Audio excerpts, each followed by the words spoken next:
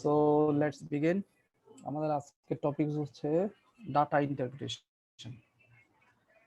কিছু ডাটা আমরা অলরেডি আলোচনা করেছি, বিশেষ করে হচ্ছে যখন আমরা ইলেকট্রোলাইট ব্যালেন্সটা পড়েছিলাম তখন কিছু আলোচনা হয়েছে। তো বাকি যে ডাটাগুলি আছে সেগুলি নিয়ে আমরা আজকে আলোচনা করব। তো ডাটা ইন্টারপ্রিটেশন খুবই ইম্পর্টেন্ট, কারণ হচ্ছে যে আমাদের এক থেকে দুইটা কিন্তু আমাদের ডাটা ইন্টারপ্রিটেশন থাকে পরীক্ষায়। তো ডাটা ইন্টারপ্রিটেশনগুলো আমাদের জানতে হবে। এখানে এবিজি থাকে, ইলেকট্রোলাইটস থাকে, সিভিসি থাকে, মোটামুটি এগুলিই থাকে। তো লেটস বিগিন। তো শুরুতে আমরা একটা সিনারিও দেখতে পাচ্ছি যে 25-year-old man is brought to the emergency department after a motor vehicle accident in which he was an unrestrained passenger. He is otherwise healthy. Clinically, he was alert but confused and in pain. তো তার clinically alert থাকলেও সে confusion আছে এবং তার pain আছে।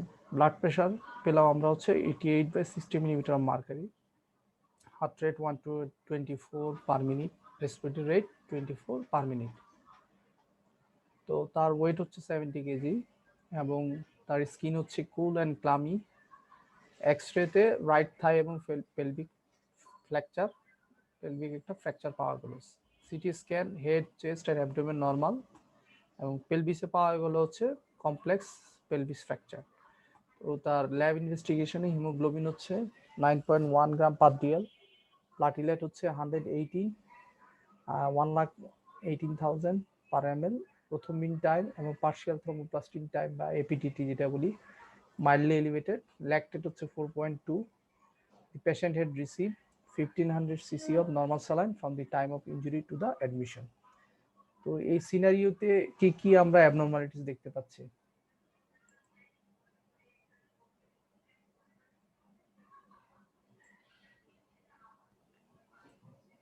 Anyone can say? BP কম আছে, heart rate বেশি আছে, তারপর হচ্ছে পেরিফেরাল পারফিউশন কম, কুল ক্লামি, ফ্র্যাকচার আছে,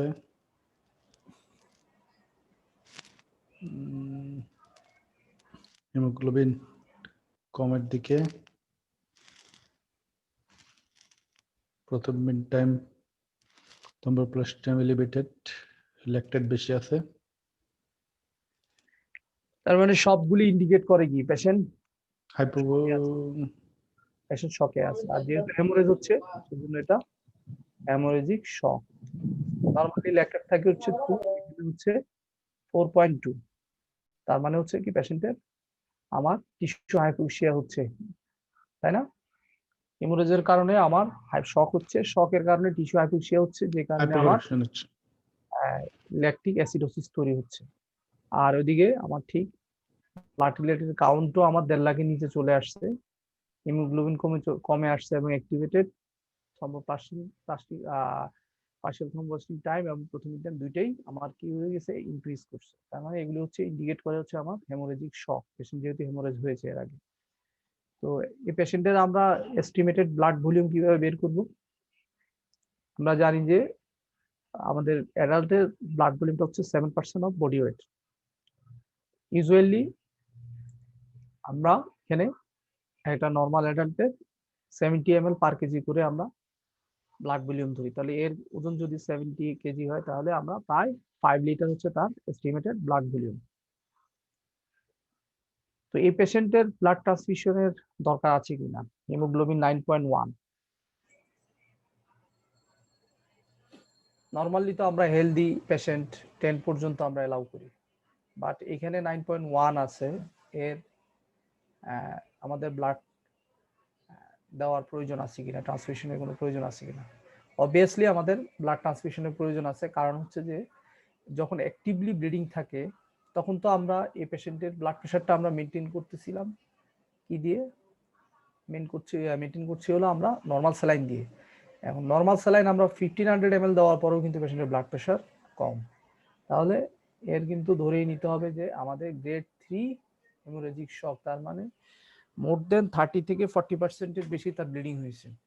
তো এই ক্ষেত্রে আমার অনগোয়িং আমার হিমোগ্লোবিন অবশ্যই অ্যাটলিস্ট 10 গ্রাম পার ডিএল পর্যন্ত আমাকে রাখতে হবে, কারণ তার অলরেডি ব্লিডিং হচ্ছে তার। তো আমরা এটাকে কম রাখতে পারবো না, তাহলে আরো কমে আসবে। তো পেশেন্টের কোয়াগুলোপ্যাথি আছে, আমরা এটা প্রথম মিন টাইম এবং এপিটিটি দেখে আমরা বুঝতে পারছি। এবং আমরা জানি যে সিভিয়ার ইনজুরি যেখানে হয়, হেমোরেজিক যেখানে শকে থাকে পেশেন্ট, তখন কিন্তু কি হয়, এবং ট্রমা যদি থাকে, ট্রমা ইনডিউসড কোয়াগুলোপ্যাথি বা অ্যাকিউট ট্রমাটিক কোয়াগুলোপ্যাথি ডেভেলপ করে, এবং এটার পুরো সাইনটা এখানে কিন্তু পেশেন্টের আছে। তো অ্যাক্টিভেটেড কোয়াগুলোপ্যাথিটা কিভাবে স্টার্ট করে? অ্যাক্টিভেটেড কোয়াগুলোপ্যাথিটা আসলে বেসিক্যালি কজ হচ্ছে আসলে ফিব্রিনোলাইসিসটা স্টার্ট হওয়ার কারণে।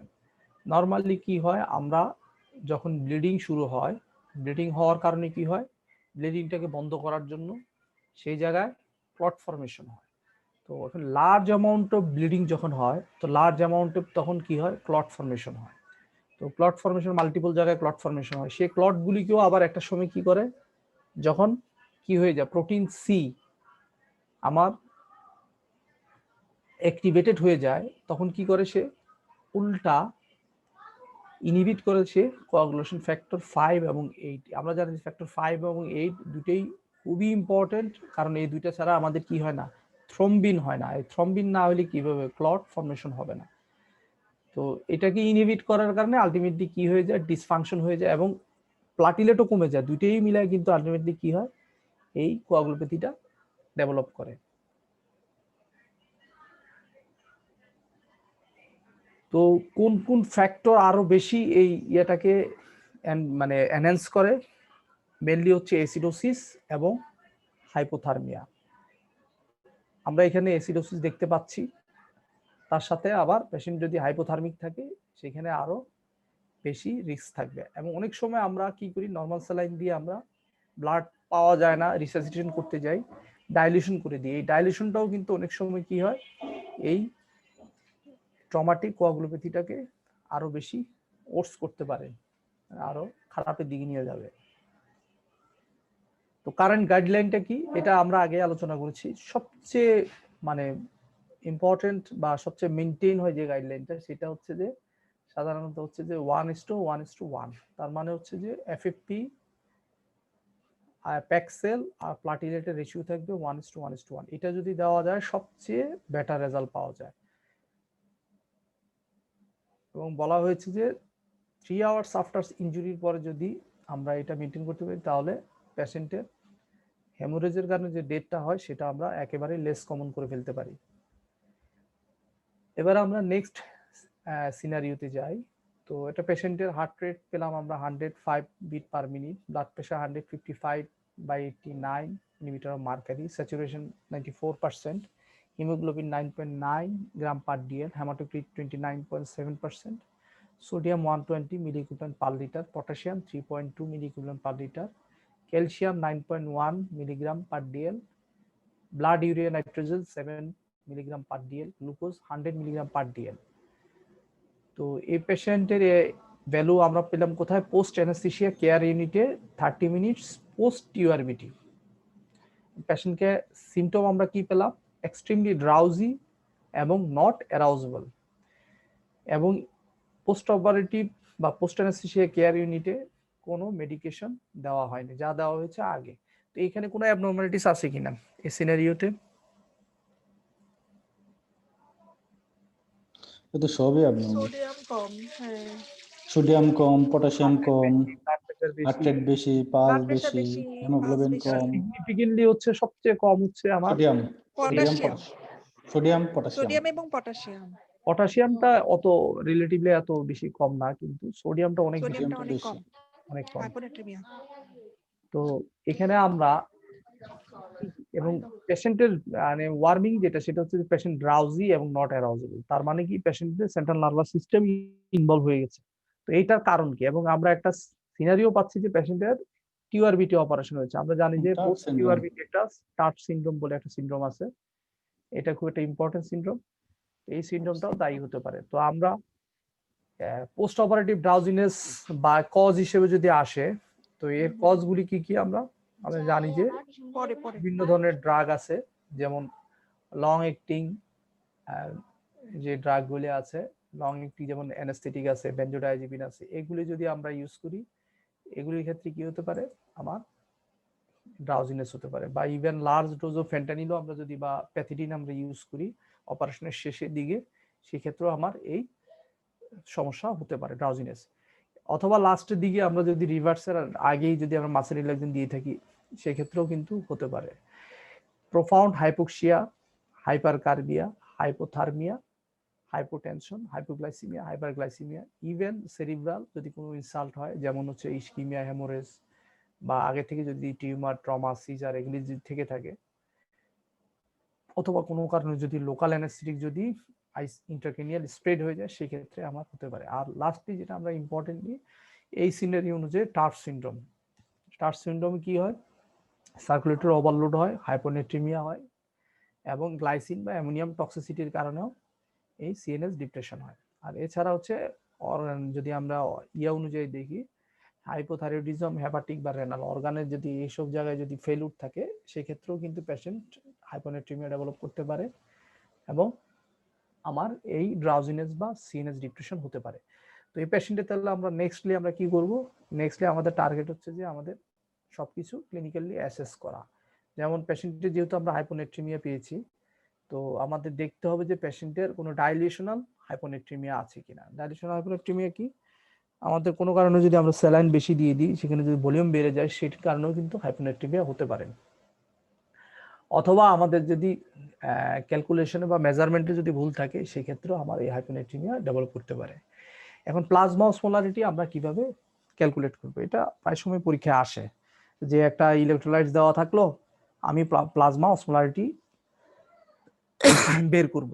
তো আমার এই 4টা কম্পোনেন্ট যদি দেওয়া থাকে, সোডিয়াম, পটাশিয়াম, গ্লুকোজ, ইউরিয়া, তাহলেই কিন্তু আমরা ইজিলি এই প্লাজমা অসমোলারিটিটা বের করতে পারবো। তাই 2 into sodium plus potassium plus glucose যদি আমার মিলিমোলে না থাকে, সেক্ষেত্রে 18 দিয়ে, মিলিগ্রামে থাকলে 18 দিয়ে ভাগ দিব। ইউরিয়াও সেম, যদি মিলিমোলে না থাকে ডিভাইডেড বাই 2.8 দিয়ে আমরা ভাগ করে যে হিসাবটা পাবো, সেটা দিয়ে আমরা বের করবো যে পেশেন্টের প্লাজমা অসমোলারিটি কত আছে। তো নর্মালি প্লাজমা অসমোলারিটি কত থাকে, 280 থেকে 300 মিলি অসমোল পার কেজি, এটা হচ্ছে নর্মাল প্লাজমা অসমোলারিটি। এবং প্লাজমা অসমোলারিটির ক্ষেত্রে আমাদের আরেকটা বের করা লাগে, যেমন হচ্ছে যে মেজার্ড এবং ক্যালকুলেটেড অসমোলারিটির মধ্যে আমাদের গ্যাপ কতটুকু আছে। তো গ্যাপ হচ্ছে যে সাধারণত নর্মালি 10 মিলি অসমোলের নিচে থাকে। আমরা এখানে যত পেলাম এবং ক্যালকুলেশন করে যেটা পেলাম, এই দুইটার ভিতরে ডিফারেন্স মোর দেন 10 থাকা যাবে না। 10 যদি থাকে, সেক্ষেত্রে আমাদের কি করতে হবে, সাসপেক্ট করতে হবে যে আদার্স কোনো অ্যাবনর্মালিটি আছে কিনা। যেমন ইথানল, মিথানল, এগুলি তো আমরা মেজার করি না। আইসোপ্রোপাইল অ্যালকোহল বা ইথিলিন গ্লাইকল, এগুলির কারণেও কিন্তু এলিভেটেড হতে পারে আমার অ্যাকচুয়ালি যেটা আমি মেজার্ড হিসেবে যেটা পাচ্ছি, আর ক্যালকুলেশনের সাথে যদি ডিফারেন্স হয়, কারণ আমরা এগুলি বাদ দিয়ে যাচ্ছি। তো অসমোলারিটি এবং অসমোলারিটি দুটো কি, অসমোলারিটি হলো সাধারণত মিলিমোল পার লিটারে আমরা দেখি, আর অসমোলারিটি হচ্ছে মিলি অসমোল পার কেজিতে। মিলি মোল পার লিটার আর মিলি অসমোল পার কেজির মধ্যে তফাৎটা কি, মেইন ডিফারেন্স যেটা, যে এইখানে হচ্ছে যে আমরা ভলিউম দেখতেছি, যার কারণে টেম্পারেচার এবং প্রেসারে আমরা জানি যে ভলিউমের একটা চেঞ্জ হয়, ফলে এটা একটা ইনঅ্যাকুরেট রেজাল্ট। আর এখানে কোনো ভলিউম না, এখানে আমরা দেখতেছি ওয়েট, ফলে এটা কোনোভাবেই আমার টেম্পারেচার এবং প্রেসারে চেঞ্জ হওয়ার কোনো অ্যামাউন্টটা সুযোগ নাই চেঞ্জ হওয়ার, ফলে এটাই হচ্ছে সবচেয়ে বেশি কমনলি ইউজ হয় আমাদের অসমোলারিটি। এই পেশেন্টের কন্ডিশনটা আমরা কিভাবে ম্যানেজ করতে পারি, ম্যানেজমেন্টে হচ্ছে প্রথমেই হচ্ছে যে কোনো আন্ডারলাইং যদি কজ থাকে, সেটা আমরা কারেক্ট করতে হবে। সিভিয়ার যদি হয়, সেক্ষেত্রে আমাদের কারেকশন করব আমরা অ্যাকর্ডিং টু কজ। আর কারেকশনের ক্ষেত্রে আমাদের যেটা করতে হবে, যে অবশ্যই রেপিড কারেকশন করা যাবে না, কারণ রেপিড কারেকশন করলেই সিভিয়ার হাইপারনেট্রিমিয়া হয়ে সেন্ট্রাল পন্টাইল মাইলোসিস, খুব আনকমন কিছুই না। তো এটা প্রায় সময় হয়, এবং হলে কি হয়, হেমোরেজের মতো হতে পারে, সাথে প্যারালাইসিস হতে পারে, এবং ইভেন ডেথ হয়ে যেতে পারে। এবং সেই ক্ষেত্রে বলা হয় যেটা, যে আমরা সিভিয়ার কেসে কি ইউজ করি, আমরা 3% সোডিয়াম ক্লোরাইড। তো 3% সোডিয়াম ক্লোরাইডেই কিন্তু সবচেয়ে বেশি রিস্ক থাকে এটা। তো এটা কিভাবে আমাদের কারেকশন করতে হবে, এটা স্লোলি কারেকশন করতে হবে। আমাদের টার্গেটটা হচ্ছে কি 3 থেকে 5 ml পার কেজি করে আমরা কারেকশন করব। ওভার 15 মিনিট থেকে 1 আওয়ার। এবং টার্গেট থাকবে কি আমার 2 থেকে 4 মিলিমোল পার লিটারের বেশি আমরা কারেকশন করব না, ঠিক আছে। এবং 125 মিলিমোল পার লিটারে যখন চলে আসবে তখন আমরা সুইচ করব নর্মাল স্যালাইনে, আমরা হাইপারটনিক তখন আর ইউজ করব না। যেটা বলা আছে যে লেস সিভিয়ার কেসে আমরা কি করব, আমরা 0.9% স্যালাইন দিয়ে আমরা যদি হাইপোভলিমিয়া থাকে সেক্ষেত্রে কারেকশন করব। আর যদি নর্মোভলিমিয়া বা হাইপারভলিমিয়া থাকে সেই ক্ষেত্রে আমরা কারেকশন করব হচ্ছে যে ফ্লুইড রেস্ট্রিকশন করে, তার সাথে আমরা প্রয়োজনে আমরা ডায়োরেটিক্সও দিতে পারি যে এক্সট্রা ভলিউমটা যাতে বের হয়ে যায়, ফলে তার নর্মাল ভলিউমে চলে আসলে সোডিয়ামটা কারেকশন হয়ে যাবে। এবং কমনলি একটা ডিজিজ আছে যেটাকে বলা হয় syndrome of inappropriate ads secretion. Inappropriate ads secretion যদি হয় তাহলে কি হবে, আমাদের সোডিয়াম লস হয়ে যাবে। আমরা সাধারণত কি হয়, এডিএস এর কাজ হচ্ছে সোডিয়ামটাকে রিটেইন করা, অ্যাবজর্ব করা। এখন এটা যদি কোনো কারণে আমাদের ল্যাক্স থাকে, ল্যাক থাকলে কি হবে, আমার এই সোডিয়ামটা বের হয়ে যাবে। এই সোডিয়ামটা বের হয়ে গেলে আমার কি হবে, হাইপোনেট্রিমিয়া ডেভেলপ করবে।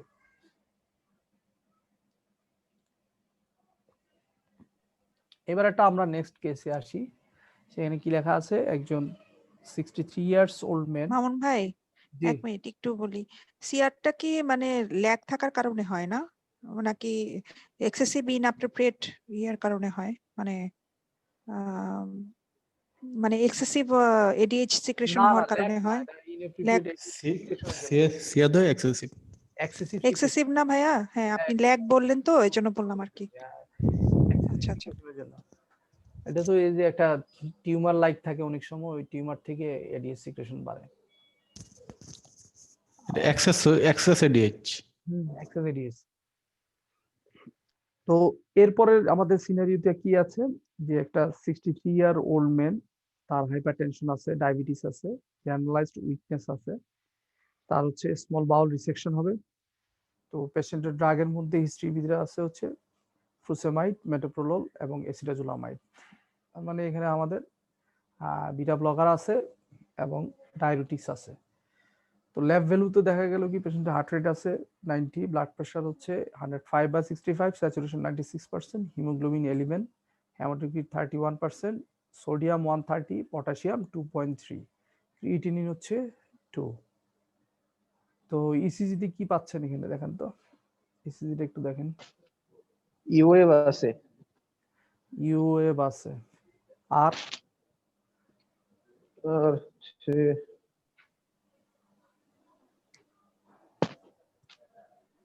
টি wave absent, U wave T? আছে, টি টি হ্যাঁ টি নাই। ইউআরএস টি নাই। তো এখানে আবার বায়োকেমিক্যালি আমরা কি কি চেঞ্জ পাচ্ছি, সোডিয়াম হচ্ছে 130, তার মানে হাইপোনেট্রিমিয়া আছে, পটাশিয়াম হচ্ছে 2.3, মানে সিভিয়ার হাইপোক্যালিমিয়া আছে, হাইপোক্যালেমিয়া আছে। সিভিয়ার। ভাই এখানে ইউএফ কোনটা, ইউএফটা একটু দেখায় এই যে দেন এই তো যে একটু ইয়া দিয়ে, কারসার দিয়ে। এই যে এখানে এটা ইউএভ রিপ্লেসমেন্ট হয়ে গেছে যেটা,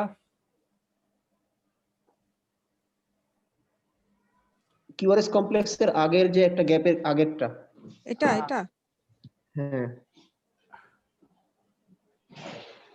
কিউআরএস এর যে এইটা স্যার, এই কিউআরএস এর আগে এইটাই এটাই ভাইয়া, এটা ও আচ্ছা। এই যে উল্টা দেখতেছেন না, উল্টা উল্টা শেপ, হ্যাঁ হ্যাঁ হ্যাঁ। টেস্ট লিডও বোঝা যাচ্ছে না, কিন্তু লিম লিডে বোঝা যাচ্ছে। তো ক্রিয়েটিনিনও কিন্তু তার বেশি, ঠিক আছে। তো এটা মেইনলি হচ্ছে আমার হাইপোক্যালেমিয়ার। হাইপোক্যালেমিয়া আরেকটা আমরা ওই যে হাইপারক্যালেমিয়াতে আমরা দেখে আসছি যে ওখানে টল পিকটি। টিটা টল টি থাকবে, পিক মানে একদম পিক টি থাকে। তো এই ধরনের থাকলে তখন আমরা এটা হাইপারক্যালেমিয়া বলবো। এখানে হচ্ছে আমাদের মেইনলি হচ্ছে যে কজ কি কজগুলি জানা দরকার, আর এটা হচ্ছে আমার হাইপোক্যালেমিয়াটা আমরা কিভাবে ম্যানেজ করতে পারি। তো মেইনলি হচ্ছে যে আমরা মাইল্ড হাইপোক্যালেমিয়া হলে কি হবে, আমরা ইনফিউশন দিব, তাই না। আর সিভিয়ার হাইপোক্যালেমিয়া যদি হয় সেক্ষেত্রে আমরা না মাসেল উইকনেস থাকবে, থাকবে, সেক্ষেত্রে আমরা আইভি পটাশিয়াম ক্লোরাইড দিব। তো আইভি পটাশিয়াম ক্লোরাইডটা আমরা সাধারণত কি দেই, আমরা সিভি লাইন দিয়েই কিন্তু দেই, ঠিক আছে। কারেকশন করতে হলে সিভি লাইন দিয়ে দেওয়া লাগে। তো এটার ডোজ হচ্ছে যে 40 মিলি ইকুইভ্যালেন্ট পার আওয়ার পর্যন্ত দেওয়া যাবে, এর বেশি আমরা কিন্তু দিব না, ঠিক আছে, পার আওয়ারে। তো সাধারণত এত দেওয়া হয় না, দেওয়া হয় 10 থেকে 20, সারা দিনে দেওয়া হয় হয়তো বা আপনার 200 পর্যন্ত, হাইয়েস্ট 200 পর্যন্ত, আমরা 150-র উপরে দেই না। তো পটাশিয়ামটা আমরা কিভাবে বুঝবো যে কতটুকু ডেফিসিট আছে? আমাদের এটা টার্গেট হচ্ছে যে আমাদের টার্গেট পটাশিয়াম বা গোল কতটুকু আর কতটুকু মেজার করা হয়েছে সেটা থেকে মাইনাস করব, ডিভাইডেড বাই হচ্ছে সেরাম ক্রিয়েটিনিন ইনটু 100। ওই ইয়াটার হচ্ছে আপনার সিনারিওটার উদ্দেশ্য হচ্ছে যে এইটা আপনাকে জানা থাকা লাগবে, এটা আপনাকে বের করতে হবে, ঠিক আছে? এইটা আপনারা মনে রাখবেন, এই ডাটাগুলি ক্যালকুলেশনগুলি আপনাদের মনে রাখতে হবে। যেমন হাইপারনেট্রিমিয়া যদি থাকে, আমি ওই যে হাইপারনেট্রিমিয়া যখন ইলেকট্রোলাইট ইমব্যালেন্স হচ্ছিল তখন কিন্তু পড়াইছিলাম হাইপারনেট্রিমিয়ার, এটাও কিন্তু আসে। হাইপারনেট্রিমিয়াতে আমরা কি করি, ফ্লুইড ডেফিসিটটা বের করি, তাই না?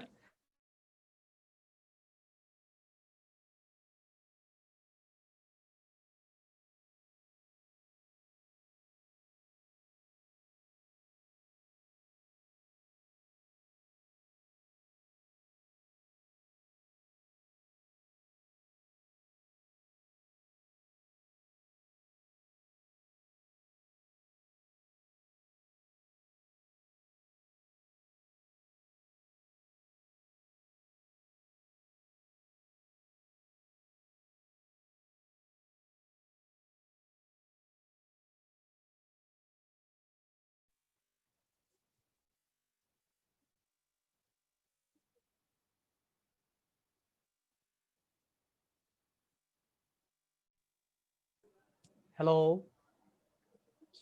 হ্যাঁ, শোনা শুনতে যাচ্ছে? পাচ্ছি। মাঝখানে মনে হয় লাইন কেটে গেল আমার। কোন জায়গায় ছিলাম আমরা? হ্যাঁ, হ্যাঁ। ক্যালকুলেশনে ছিলাম, যে তাই না? হাইপোক্যালেমিয়া, পটাশিয়াম ডেফিসিট ওই যে ক্যালকুলেশন। ইকুয়েশনটাতে।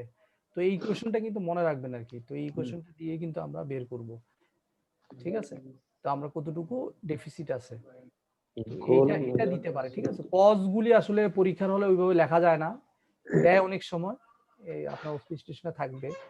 তো আপনার মেইনলি থাকে হচ্ছে ম্যানেজমেন্ট, হাইপারক্যালেমিয়ার ম্যানেজমেন্ট আর হচ্ছে হাইপোক্যালেমিয়ার ম্যানেজমেন্ট বা ইসিজি ফাইন্ডিংস। ইসিজি ফাইন্ডিংস কিন্তু মানে মনে রাখবেন, হাইপারক্যালেমিয়া এবং হাইপোক্যালেমিয়া এটা কিন্তু আসে, ঠিক আছে? তারপরে হচ্ছে ম্যানেজমেন্টে কি, ম্যানেজমেন্টে হচ্ছে মনিটরিং। এখানে যেভাবে লেখা আছে এত কিছু দরকার নাই, লাস্টের এগুলি লিখলেই চলবে যে আমরা এই যে হাইপার ভেন্টিলেশন ম্যানেজ করবো, হাইপার গ্লাইসিমিয়া, তারপরে এগুলি আলাদাভাবে যদি সময় পান এগুলি লিখবেন। আর না হলে আমরা হচ্ছে যে মেনলি এগুলি দেই, আমরা যেখানে যদি দেখি মাইল্ড থাকলে আমরা যদি একেবারেই ইয়া থাকে 2.5 এর উপরে যদি থাকে সেই ক্ষেত্রে আমরা সাধারণত বলি যে ওরালি মানে কারেকশন করার জন্য 2.5 থেকে 3, আর 2.5 এর নিচে চলে গেলে আইভিতে কারেকশন করা হয়। আর সিভিআর যদি হয়ে যায় তখন হচ্ছে যে সেন্ট্রাল লাইনে কারেকশন করা লাগে, সিভি লাইনে। তো আরেকটা ইম্পর্টেন্ট কোশ্চেন যে অ্যানাস্থেসিয়া দেওয়ার পর্যন্ত মানে যে মানে 10 পর্যন্ত তো আপনার পেরিফেরাল লাইনে আমরা দিতে পারবো। হ্যাঁ, বললাম যে 10 পর্যন্ত কি পেরিফেরাল লাইনে এলাও করব? 10 এর নিচে সাধারণত 10 পর্যন্ত দেওয়া যায়, কিন্তু 10 আমরা দেই না। আমরা সাধারণত বলে যে 5 থেকে 8 মিলি ইকুইভ্যালেন্ট পার আওয়ার করে দেওয়া 10 এর যায়, নিচে দেই। 10 এর নিচে দেই। আর সিভি লাইনে দেই হচ্ছে 20, এভারেজে যেটা দেওয়া হয় 20 মিলি ইকুইভ্যালেন্ট পার আওয়ার, এটাই মানে সবচেয়ে বেশি ওয়াইডলি ইউজ করা হয়। কিন্তু হাইয়েস্ট আমরা 40 মিলি ইকুইভ্যালেন্ট পার আওয়ার পর্যন্ত আমরা যেতে পারি। ওই 20 মিলি ইকুইভ্যালেন্ট পার আওয়ার করেই আমি বললাম যে এখানে সবগুলাই কি ইনফিউশন না? হ্যাঁ, ইনফিউশন না, ইনফিউশন এটা আরেকটা ডোজ। কোনো বোলাস বা ইন্টারমিডিয়েট বোলাস দেওয়া যাবে না? এখানে আরেকটা, হ্যাঁ না, এখানে আরেকটা কথা বলেনি তারা, সেটা হচ্ছে যে আমরা 3 তে হলে কি করি, 2.5 হলে আমরা কি করি, ঠিক আছে? 3 বা 2.5 ও বলতে পারেন যে এখানে আমরা ওরালি কারেকশন করি, ওরালি আমরা পটাশিয়াম দেই না।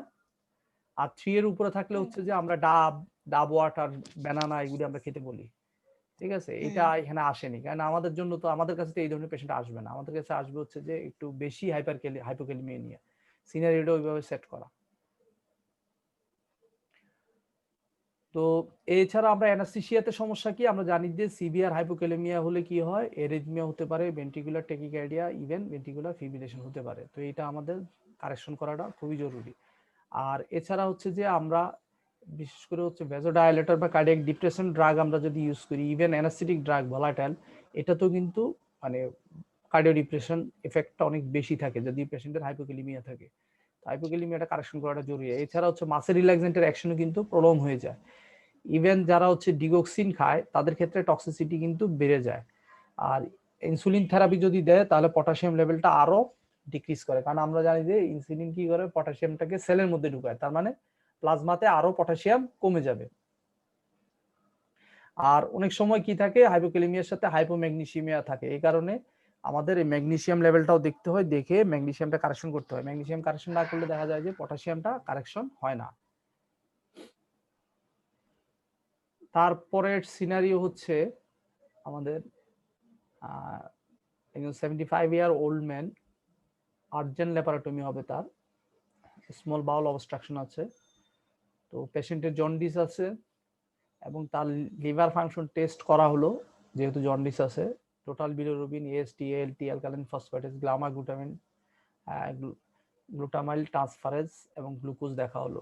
আলটিমেটলি রেজাল্ট আসলো এইটা, বিলিরুবিন পাওয়া গেল 3.2 মিলিগ্রাম পার টিএল, এএসটি বা এইচজিবিটি পাওয়া গেল হচ্ছে 14, এএলটি পাওয়া গেল 35, alkaline phosphatase 260, gamma glutamine transferase 73, glucose 81, albumin 3.9।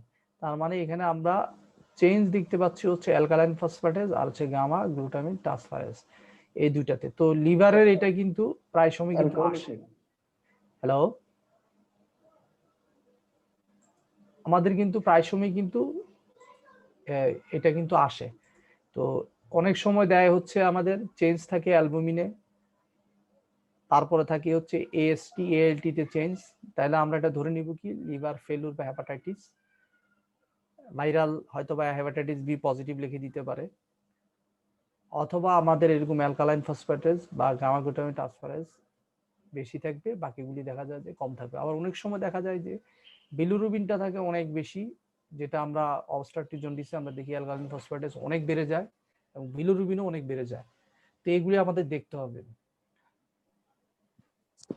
এটা তো মনে হচ্ছে অবস্ট্রাকটিভ জন্ডিস না?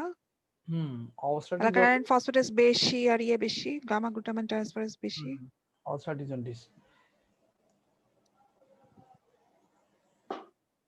লিভার ফাংশন টেস্ট গুলি আমরা কি কি টেস্ট করলাম এখানে দেখলাম আমরা, এবং এটা আমাদের কি আমাদের কাজ হচ্ছে যে লিভার ফাংশন টেস্ট দিয়ে আমরা কি কি জিনিস বের করব, যে কোনো লিভারের ডিজিজ বা ডিসফাংশন আছে কিনা, বা লিভারের যে ডিসঅর্ডার গুলি যে বললাম অবস্ট্রাকটিভ, হেপাটিক, প্রি হেপাটিক, এগুলির ভিতরে আমরা ডিফারেন্সিয়েট করা, এবং কি পরিমাণ লিভারের ড্যামেজ আছে, এবং পেশেন্টের ট্রিটমেন্ট মনিটরিং করার জন্য আমাদের এই ফাংশন টেস্টগুলি লাগে। তো নরমালি হচ্ছে যে হেপাটিক সেল ডেথ বা হেপাটাইটিস যদি হয় সেক্ষেত্রে ট্রান্সঅ্যামিনেজ গুলি বাড়বে। বিলিয়ারি ট্রিতে যদি কোনো সমস্যা থাকে, ব্লকেজ বা আদার্স কোনো, সেক্ষেত্রে অ্যালকালাইন ফসফেটেস বা গামা গ্লুটামিন ট্রান্সফারেজ যেটা, এইটার চেঞ্জ আসবে। আর বিলিরুবিন ম্যানুফ্যাকচার বা কনজুগেশন বা বাইল অবস্ট্রাকশনের ক্ষেত্রে বিলিরুবিনের চেঞ্জ আসবে। আর সিনথেটিক ফাংশনে যদি সমস্যা থাকে সেক্ষেত্রে অ্যালবুমিন কোয়াগুলেশন বা গ্লুকোজে চেঞ্জ আসবে। তো বিলিরুবিনে এলিভেটেড হয় কেন? বিলিরুবিন এলিভেটেড হয় কারণ হচ্ছে যে আমরা জানি যে রেড সেল থেকে ভেঙে কি হয়, হিমোগ্লোবিন ভেঙে আমার বিলিরুবিন তৈরি হয়। সেই বিলিরুবিনটা আমার ইউরিন দিয়ে ইউরোবিলিনোজেন আর স্টুলের মাধ্যমে স্টার্কোবিলিনোজেন এইভাবে আমার বের হয়ে যায়।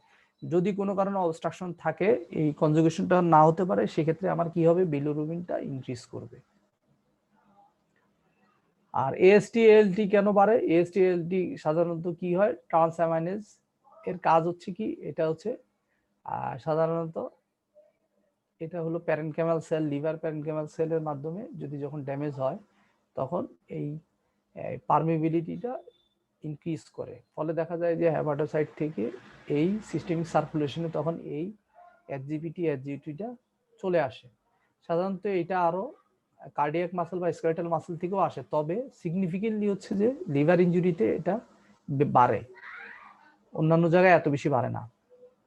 আর অ্যালকালাইন ফসফেট বা গামা গ্লুটামিন ট্রান্সফারেজ যেটা, এটা হচ্ছে সাধারণত কোনো অবস্ট্রাকশন যদি থাকে, bile duct, pancreas, gall bladder, এগুলিতে সাধারণত এটা বাড়ে।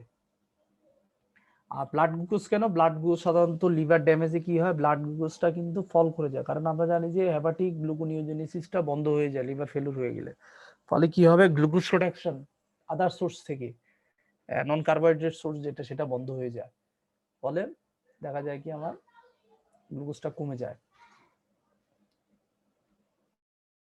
এছাড়া হচ্ছে প্রথম বিন টাইম বা এনআর রেশিও আমরা দেখে কি বুঝি, কোয়াগুলেশন পাথওয়েটা আমরা দেখি। তো এটা দিয়েও আমাদের সিনথেটিক ফাংশনটা বোঝা যায়।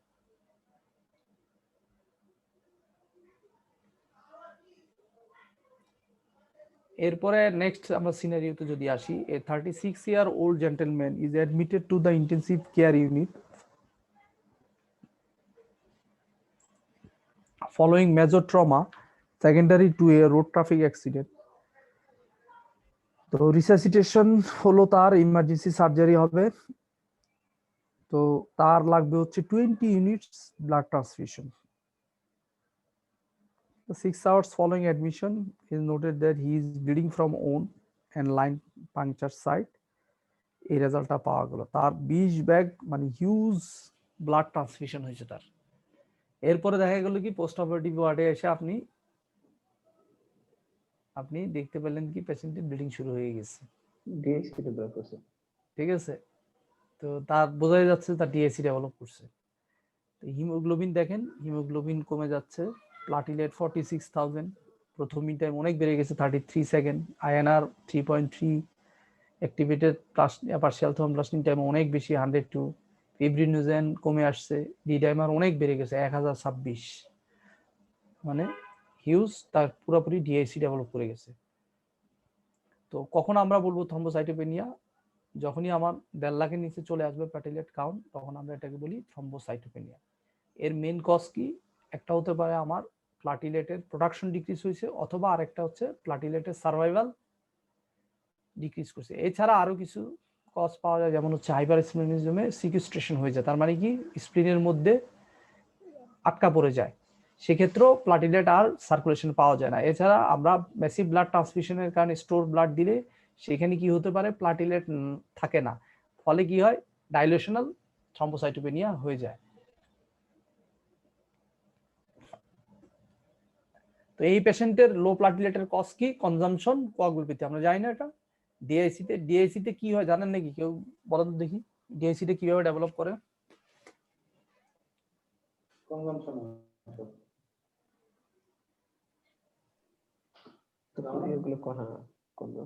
হ্যালো, যখন ব্লিডিং হইতে থাকে তখন এটা কোয়াগুলেশনের জন্য সকল কোয়াগুলেশন ফ্যাক্টরগুলো অ্যাক্টিভেট হইতে একসময় আর থাকে না। হ্যাঁ, মানে আমার প্রথমে কি হয়, ক্লটিং ফরমেশন হয়, ক্লটিং ফরমেশন হওয়ার, ব্লিডিং হওয়ার কারণে কি হয়, ব্লিডিং বন্ধ করার জন্য যত ক্লট আছে, প্লাটিলেট আছে, সবগুলি যে সব ব্লিডিং সাইটে চলে যায়। যায়। হ্যাঁ, ব্লিডিং সাইটে গিয়ে সে কোয়াগুলেশন ফরমেশন করে সেখানে ক্লট ফরমেশন করে। কিন্তু নরমালি নিয়ম কি, এটা ক্লট ফরমেশন শুরু করার পরেই একটা সময় পরে কিন্তু কি হবে, আবার প্রোটিন সি অ্যাক্টিভেটেড হবে, ক্লটগুলিকে ভাঙবে। তো এইভাবে চলে আসে। এরপরে যখন ভাঙা শুরু করে, আবার ভাঙা শুরু করলে তখন তো আবার ক্লটিং ফ্যাক্টর লাগবে, তখন আর সেই ক্লটিং ফ্যাক্টরটা থাকে না, ফলে দেখা যায় কি ব্লিডিং হতে থাকে। তো এটাই হচ্ছে আমার ডিআইসি। আর এটাকে কনজাম্পশন কোয়াগুলোপ্যাথি বলা হয়, কারণ হচ্ছে যে আমার যে পরিমাণ ব্লিডিং হচ্ছে সেই পরিমাণ আমার ক্লটিং ফ্যাক্টর নাই, যেগুলি আছে সেগুলি আমার কনজাম্পশন হয়ে গেছে, ইউজ হয়ে গেছে, সেজন্য এটাকে বলা হয় কনজাম্পশন কোয়াগুলোপ্যাথি।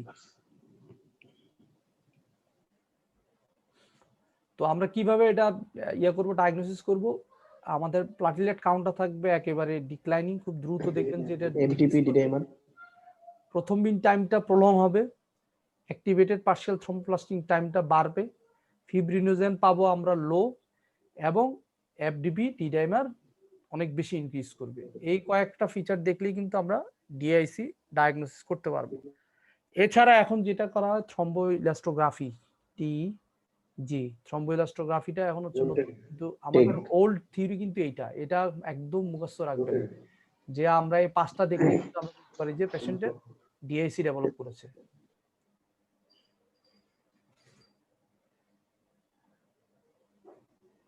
এছাড়া হচ্ছে যে clinical states R associated with, তো এখানে হচ্ছে যে প্রথমে হচ্ছে যে দুইটা হতে পারে ডিআইসি, প্রথম হতে পারে যেটা হচ্ছে অ্যাকিউট বা ডিকম্পেনসেটেড ডিআইসি, এটা খুব শর্ট পিরিয়ডের জন্য হয়। আরেকটা হতে পারে হচ্ছে যে ক্রনিক বা কম্পেনসেটেড ডিআইসি, কোনো কারণে যদি একটু পার্শিয়ালি কম্পেনসেটেড হয় সেক্ষেত্রে কি হবে, আমার ক্রনিক ডিআইসি ডেভেলপ করবে।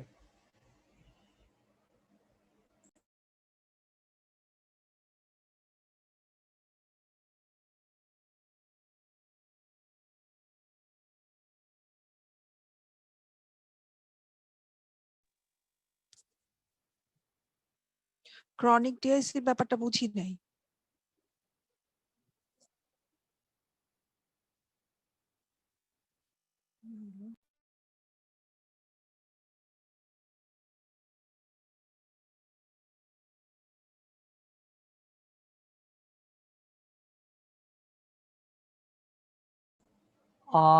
ক্রনিকটা হচ্ছে যে কম্পেনসেটেড ডিআইসি। এটাতে সাধারণত কি হয়, মানে কিছু কোয়াগুলেন্ট ফ্যাক্টর থাকে যার কারণে যেটা দেখা যায় যে মানে পুরোপুরি আমার ডিআইসিটা হয় না, ব্লিডিং হয়, উজিং হয়, কিন্তু আবার ক্লটিংও হয়। এটাকে আমরা বলতেছি ক্রনিক অথবা কম্পেনসেটেড। যখনই কম্পেনসেটেড হয়ে যাবে তখনই কিন্তু এটা ক্রনিক ডেভেলপ করবে, কিন্তু তার মানে এটা না যে ডিআইসিটা বন্ধ হয়ে গেছে। এরকম অনেক পেশেন্টই পাবেন, বিশেষ করে হেলথ সিন্ড্রোমের যে পেশেন্টগুলি, সেগুলি অনেক সময় কিন্তু ক্রনিক হয়ে যায়, ক্রনিক ডিআইসি বা কম্পালসারি ডিআইসি ডেভেলপ করে। তো কি কি ফ্যাক্টর দায়ী আমাদের এই ডিআইসির জন্য? সেপসিস বা সিভিয়ার ইনফেকশন, এটা হচ্ছে মোস্ট কমন। এছাড়া আমরা কি কি দেখতে পাই? Severe tissue injury, head injury, fat embolism, এগুলি ক্যান্সারের পেশেন্টের কিন্তু ডিআইসি ডেভেলপ করে। ঠিক আছে, অস্টাটিক কমপ্লিকেশনের ভিতরে যেমন অ্যামনিওটিক ফ্লুইড এম্বোলিজম বা প্লাসেন্টাল অ্যাব্রাপশন যাদের হয় বা অ্যাব্রাপশন হয়, তাদের ক্ষেত্রে কিন্তু এটা হয়। হেলথ সিন্ড্রোমে আমরা দেখি, ভাস্কুলার ডিসঅর্ডারে হয়। আর স্নেক ভেনম, সাপে বা ড্রাগ পয়জনিং এর কারণে কিন্তু ডিআইসি ডেভেলপ করে, কিন্তু আরবিসি ব্যাকগ্রাউন্ড হয়ে যায়, প্লাটিলেট কনজাম্পশন হয়ে যায়, অনেকটা ডিআইসি লাইক সিনড্রোম তৈরি করে। এছাড়া হচ্ছে যে আমার অ্যানাফাইলেকটিক রিঅ্যাকশন জাতীয় যেগুলি, severe allergic reaction, haemolytic transfusion reaction, transplant rejection, এইসব জায়গাও কিন্তু ইমিউনাইজিং রিঅ্যাকশনও সেম ডিআইসি ডেভেলপ করে। প্যাথোফিজিওলজি, যে আমরা একটু আগে যেটা বললাম, এটাই হচ্ছে আমার প্যাথোফিজিওলজি। ম্যানেজমেন্ট কি?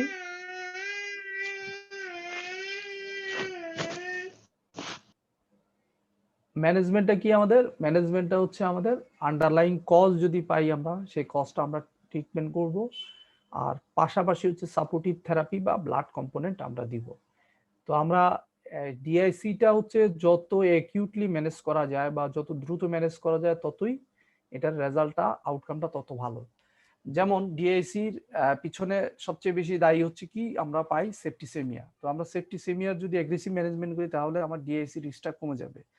এছাড়া হচ্ছে যে আমাদের ইন্টারইউটেরাইন ডেট বা অ্যাব্রাসিও প্লাসেন্টা যেগুলি থাকে, সেক্ষেত্রে যদি আমি এগুলি রিমুভ করে দিই, সেক্ষেত্রে এর রিস্কটা কমে যাবে। আবার বার্নের সময় দেখা যায় যে অনেক ডেব্রাইডমেন্ট থাকে, মানে বার্ন টিস্যু থাকে, সেই টিস্যুগুলির কারণে ডিআইসি ডেভেলপ করে, সেটা যদি আমি রিমুভ করে দিই, এই ক্ষেত্রে এটা প্রিভেন্ট হবে।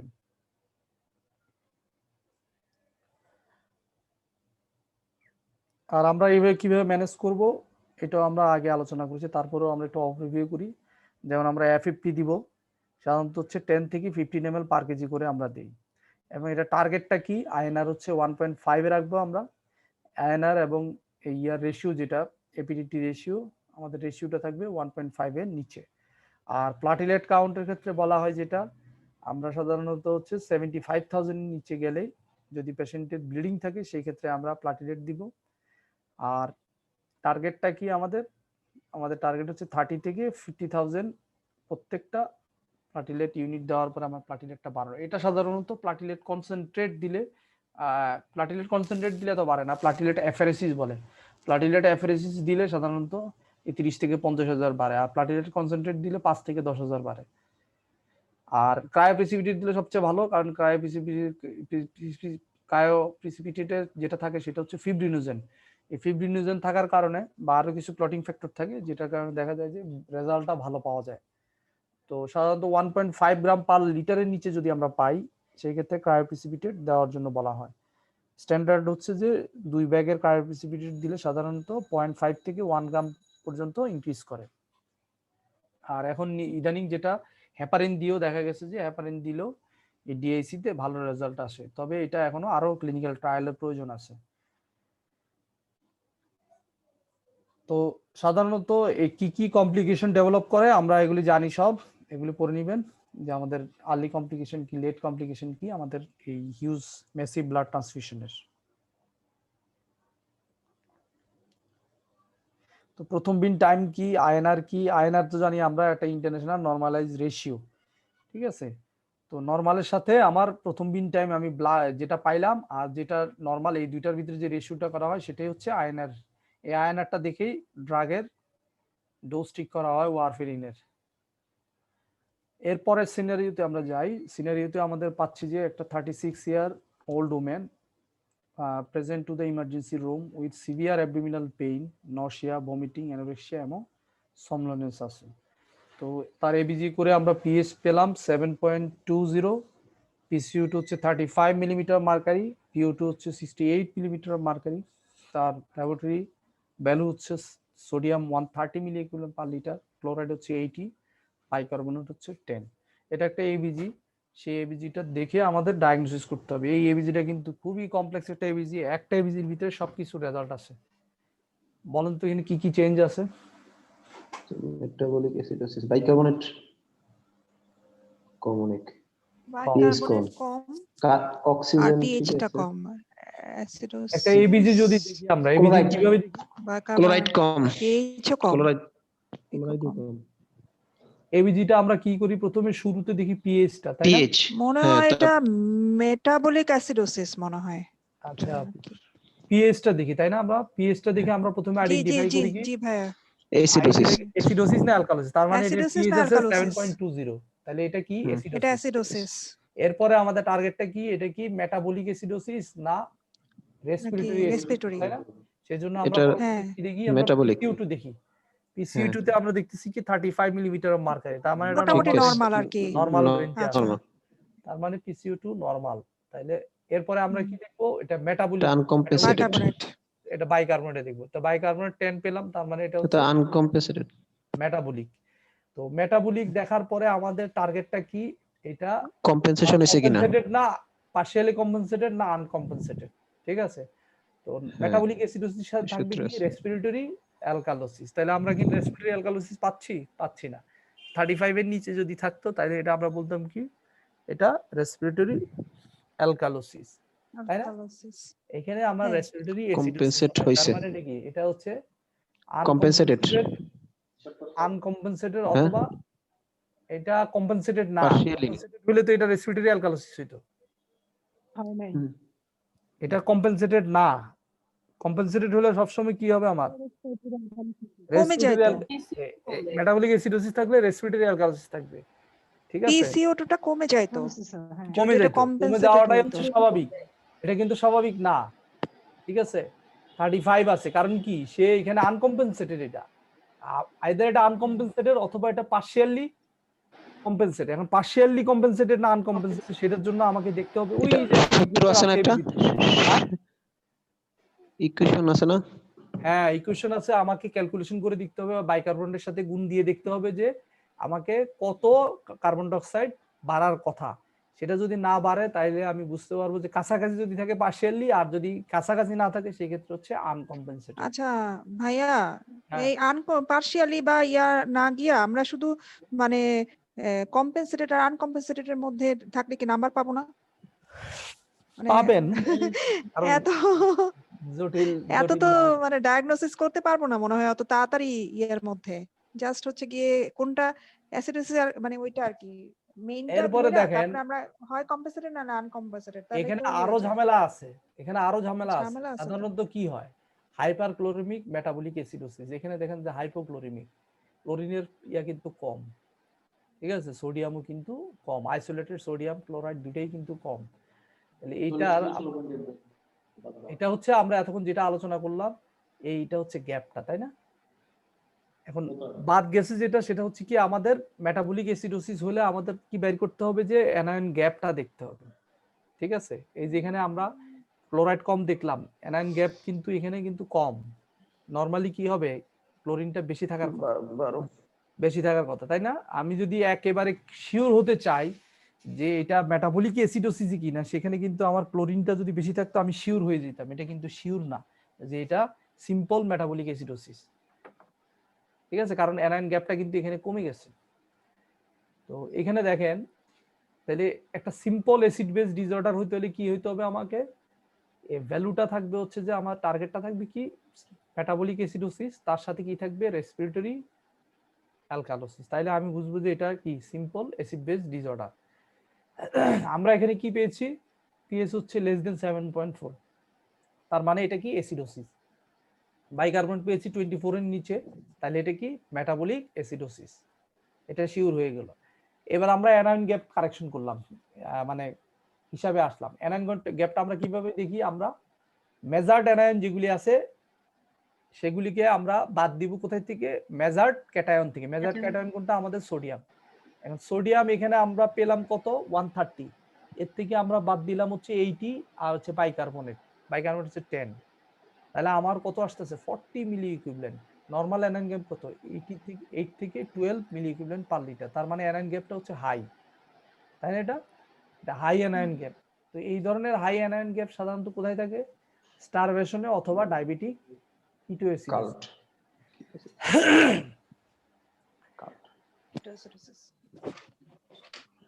ঠিক আছে, যদি 16 উপরে হয় তাহলে এটা হাই অ্যানায়ন গ্যাপ অ্যাসিডোসিস বলে, 16 নিচে যদি হয় এটা নন অ্যানায়ন গ্যাপ অ্যাসিডোসিস।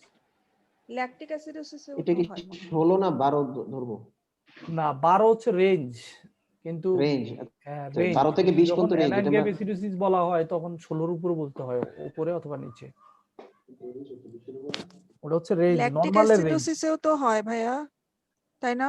ল্যাকটিক অ্যাসিডোসিসেও হয় না high anion? Ketoacidosis, lactic lactoacidosis, অ্যাসিডোসিসে ইউরেমিয়া। এই ঘটনা খুব কম ঘটে। স্টারভেশন, শক। ও হ্যাঁ, তাই। মোস্ট লাইকলি স্টারভেশন আর ডায়াবেটিক কিটোএসিডোসিসে হয় এটা। ল্যাকটিক অ্যাসিডোসিসে আবার কি হয়, হাইপারক্লোরেমিক থাকে। ও আচ্ছা। এখানে কেন হয় আমি আপনাকে সিম্পলি বলে দিই, এখানে কি হয়, এখানে কিন্তু গ্লুকোজের কারণে কি হয়, গ্লুকোজের সাথে কি চলে যায়, ওয়াটার এবং ইলেকট্রোলাইটস লস হয়ে যায় ইউরিনের সাথে, যে কারণে এখানে হাইপোক্লোরেমিয়া হয়। ল্যাকটিক অ্যাসিডোসিসে কিন্তু এই ঘটনাটা ঘটে না। এবার বুঝতে পারছেন? আচ্ছা, বুঝতে পারছি। বুঝতে পারছেন যে গ্লুকোজের বেশি থাকার কারণে কি হয়, ডিকেতে গ্লুকোজের সাথে ওয়াটার চলে যায় না, ওয়াটারের সাথে কি হয়, সল্ট লস হয়, সোডিয়াম এবং ক্লোরাইড দুইটাই লস হয়। এই কারণে সাধারণত এই হাই অ্যানায়ন গ্যাপটা পাওয়া যায় হচ্ছে ডিকেতে অথবা স্টারভেশন। লং টাইম যদি স্টারভেশন থাকে সেই ক্ষেত্রে এটা হতে পারে। কিভাবে এখন আপনাদের সবচেয়ে বড় কনফিউশন যেটা থাকার কথা হচ্ছে যে মিক্সড অ্যাসিড বেস ডিসঅর্ডার আপনারা এবিজি বোঝেন কিনা। মিক্সড অ্যাসিড বেস ডিসঅর্ডার আপনি বুঝবেন কিভাবে? এখন মিক্সড অ্যাসিড বেস ডিসঅর্ডার বুঝতে হলে এটা একটা ইকুয়েশন আছে, সেটার নাম হচ্ছে ডেল্টা গ্যাপ। ঠিক আছে, ডেল্টা গ্যাপটা কি, আমরা যে অ্যানায়ন গ্যাপটা পাবো সেই অ্যানায়ন গ্যাপটা থেকে আমরা যেমন এই অ্যানায়ন গ্যাপ পেলাম কত 40 থেকে 12 মাইনাস করবেন আর প্লাস দিবেন হচ্ছে বাইকার্বনেট। বাইকার্বনেট ছিল 10, 40 থেকে 12 বাদ দিলে কত থাকে, 40 থেকে 12 বাদ দিলে হ্যাঁ 38। 38 এর সাথে 10 দিলে 38 এর সাথে 10 দিলে কত হয়, 48। তাহলে এটা কি আছে আপনার 26 এর উপরে না এটা অ্যানায়ন গ্যাপ, ডেল্টা গ্যাপ কত আসলো ভাই 26। 40 থেকে 12 ভাগ দিলে থাকে 28, 28 আর 10 38। কেন 48 আমরা যোগ বিয়োগ ভুলে গেছি এত কঠিন কঠিন ইয়া করতে করতে। তারপরে আপনার 26 এর উপরে গেল কিনা, এটা 26 এর উপরে যদি যায় তাহলে এটা কি হয়ে গেল আপনাদের মেটাবলিক অ্যালকালোসিস এখানে কনকারেন্ট আছে। তার মানে এই যেটা পাইলেন এটা কিন্তু কি সিম্পল মেটাবলিক অ্যাসিডোসিস না। ওইটা বাইর করার জন্য আপনাকে এই ইকুয়েশনটা আপনাকে জানতে হবে, তার আগে অ্যানায়ন গ্যাপ বাইর করতে হবে, তারপরে হচ্ছে এটা, এরপরে আপনি এটা বাইর করতে পারবেন যে মেটাবলিক অ্যালকালোসিস আছে এটা। আচ্ছা, এইটা কি ডেল্টা গ্যাপ না ডেল্টা রেশিও দিয়ে বের করা যায় না? ওই তো একই কথা, ডেল্টা রেশিও ডেল্টা না, ওই যে গ্যাপ, ডেল্টা রেশিও তো হচ্ছে delta gap by bicarbonate gap, মানে যেটা ওইটা দিয়ে বের করা যায় না, যেমন হ্যাঁ বাইর 1 করা যায়, 0 এরকম। এইটা দিয়েও বের করা আচ্ছা যায়, আচ্ছা এইটা সবচেয়ে ইজি, এটা মনে রাখলে ভালো। হ্যাঁ, ঠিক আছে, আচ্ছা এরপরে আরেকটা ফর্মুলা আছে, আচ্ছা সেটা হচ্ছে এটা উইন্টার্স ফর্মুলা বলে। এই উইন্টার্স ফর্মুলার কাজটা হচ্ছে কি আমার, ওই যে আমরা একটু আগে বললাম এটা কি কম্পেনসেটেড, আনকম্পেনসেটেড না পার্শিয়ালি কম্পেনসেটেড, ওই পয়েন্টগুলি যদি মনে থাকে তো মনে থাকলো, না মনে থাকলো আমরা কি এই উইন্টার্স ফর্মুলা দিয়েও আমরা বের করতে পারবো। সেটা হচ্ছে কি অ্যাপ্রোপ্রিয়েট রেসপিরেটরি কম্পেনসেশন হচ্ছে কিনা সেটা দেখবো কিভাবে আমরা, PCU2 is equal to 1.5 into bicarbonate plus 8। আমরা এখানে বাইকার্বনেট কত পেয়েছি 10, তাহলে 1.5 দিয়ে দিলে হতে কত 15, 15 আর 8 কত 33, 15 × 8 = 23 না? 15 × 8 যদি হয় 23, তাহলে আমার এখানে আসছে কত বাইকার্বনেট? বাইকার্বনেট কত ছিল? 35। তাহলে কি আমার এটা কম্পেনসেটেড না। তাহলে যদি মেজার্ড PCO2টা আমার কি হয়, ক্যালকুলেটেড PCO2 থেকে কি হয়, বেশি হয়, সেই ক্ষেত্রে কি আছে, কনকারেন্ট রেসপিরেটরি অ্যাসিডোসিস আছে। আর মেজার্ড PCO2টা যদি ক্যালকুলেটেড PCO2 থেকে কম হয়, সেই ক্ষেত্রে আমার কি হবে, রেসপিরেটরি অ্যালকালোসিস। তাহলে এখানে কি আছে, আমরা মেজার করে পেয়েছি কত,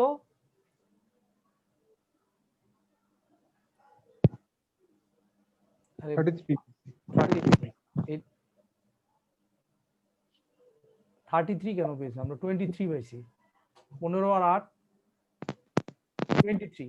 তো এইটা 23 আমরা ক্যালকুলেটেড, এই ক্যালকুলেটেডটা থেকে মেজারটা বেশি, তাহলে এখানে কি আছে, কনকারেন্ট রেসপিরেটরি অ্যাসিডোসিসও আছে। তার মানে এখানে কি আছে দেখেন, মেটাবলিক অ্যাসিডোসিস আছে, রেসপিরেটরি অ্যাসিডোসিস আছে, প্লাস এখানে কি আছে, মেটাবলিক অ্যালকালোসিসও আছে। তিনটাই বলতে হবে ভাই? হ্যাঁ, তিনটাই তিনটেই আছে। আপনার যদি কোশ্চেন থাকে আপনাকে তিনটেই বলতে হবে। আপনাকে তো এই জন্য তো ইকুয়েশন গুলো দেওয়া হইলো। সবাই তো সিম্পল এবিজি পারে, এবিজি তো পারে না।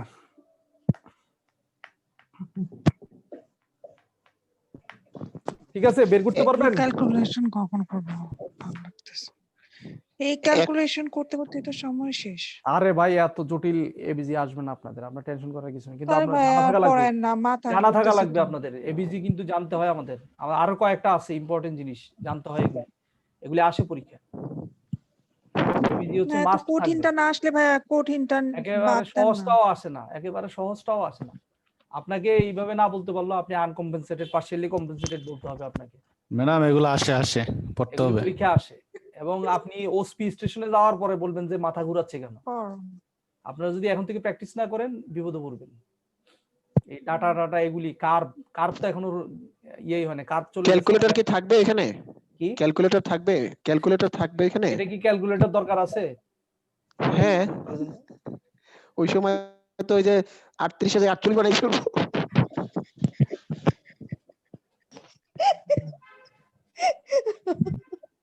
হ্যাঁ তা ঠিক, অবশ্য পরীক্ষার হলে তো 38 হবে না, কি যে হবে আল্লাহই জানে। আপনারা হচ্ছে কি এগুলি প্র্যাকটিস করবেন, লিখবেন, লিখলে দেখবেন যে ইজি হয়ে যাবে। লিখতে থাকলে প্র্যাকটিস, লিখতে হয় এগুলো মুখস্থ করলে দেখবেন যে মনে থাকবে না।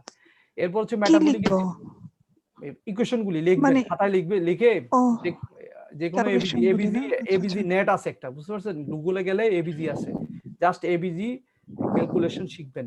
এটা আপনার ওয়েবসাইটে আছে একটা আলাদা, ওখানে প্রায় আপনার 100-এর উপরে এবিজি আছে, দেখে আপনারা এবিজি শিখে ফেলতে পারবেন। এরপরে দেখেন এই মেটাবলিক অ্যাসিডোসিসের কজগুলি, এটা কিন্তু সব সময় আসে।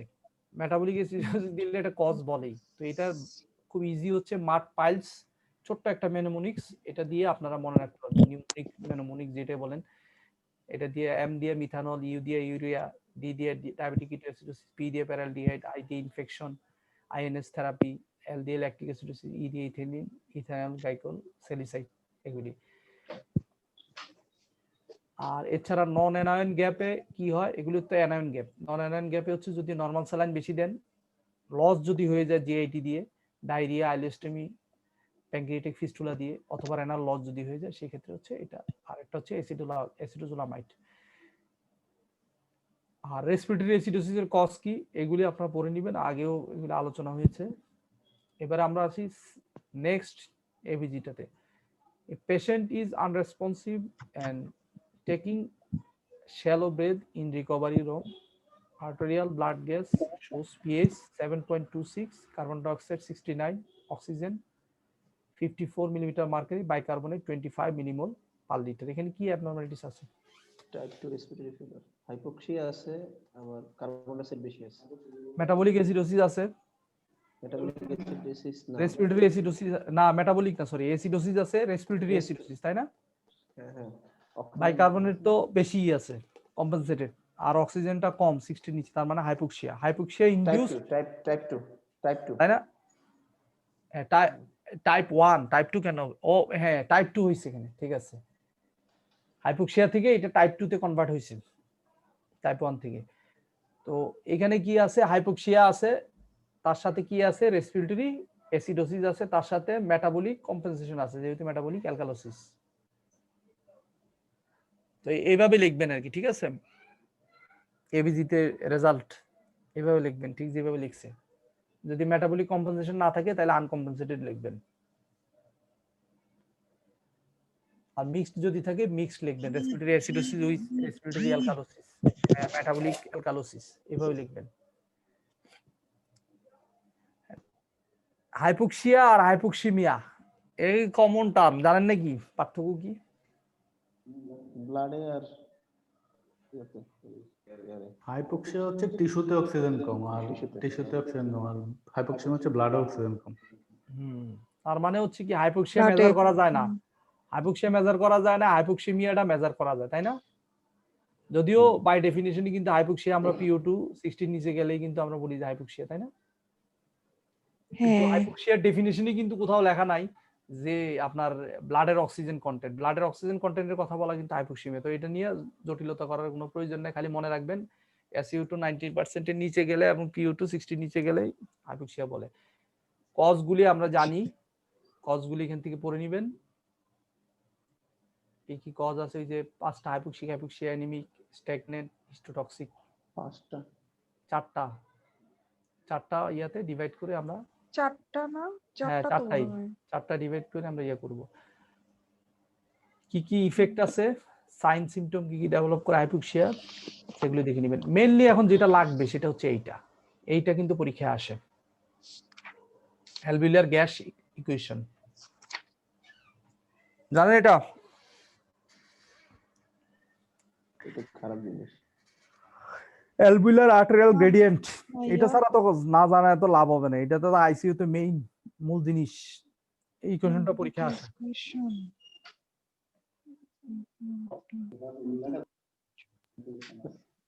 এটা আসলে তো আর কিছু বলার নাই। কি আর না বলবো? বলার নাই না, এটা তো পরীক্ষা আসে। অ্যালভিউলার এটা বের করতে হলে আপনার কি করতে হয়? এই যে এই দুইটা দিয়ে আপনার বের করা যায়, দেখেন। একটা হচ্ছে যে এইটা দিয়ে অ্যালভিউলার গ্যাস ইকুয়েশনে কি থাকে? FiO2 থাকে, ঠিক আছে। FiO2 যেটা আপনি দিবেন, যত পার্সেন্ট অক্সিজেন দিবেন সেটা দিবেন, তার সাথে গুণ দিবেন কি? Atmospheric pressure. অ্যাটমসফিয়ারিক প্রেসার কত? 760 milliliter of mercury. 760 মিলিমিটার। আর ওয়াটারে 47. মানে কি অ্যালভিওলাই? না না, পার্শিয়াল প্রেসার অফ ওয়াটার ব্যাপার কত? 47. তো অ্যালভিওলাতে ওয়াটার কন্টেন্ট 47, অ্যালভিওলাতে ওয়াটার কন্টেন্ট 47। আর হচ্ছে আমার মাইনাস করব কি? আমার কার্বন ডাই অক্সাইড যেটা আমি পাবো। এখন এই ইকুয়েশন অনুযায়ী কি বের করতে পারবেন? যে এখানে যেটা দেওয়া ছিল, আমার এখানে PCO2 কত দেওয়া ছিল, তে বের করেন না কত আসে দেখেন। PCO2 দেওয়া ছিল আমার 69, তাই না? আর এটা হচ্ছে রেসপিরেটরি এক্সচেঞ্জ রেশিও বা কোশেন্ট। নরমালি এটা কত? 0.8। এই 0.8 দিয়ে ডিভাইড করবেন। এখানে যেহেতু দেওয়া নাই, এখানে 0.8 দিয়ে ডিভাইড করবেন, কত আসে?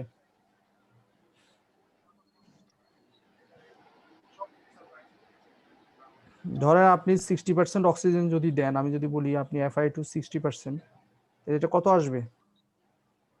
0.6।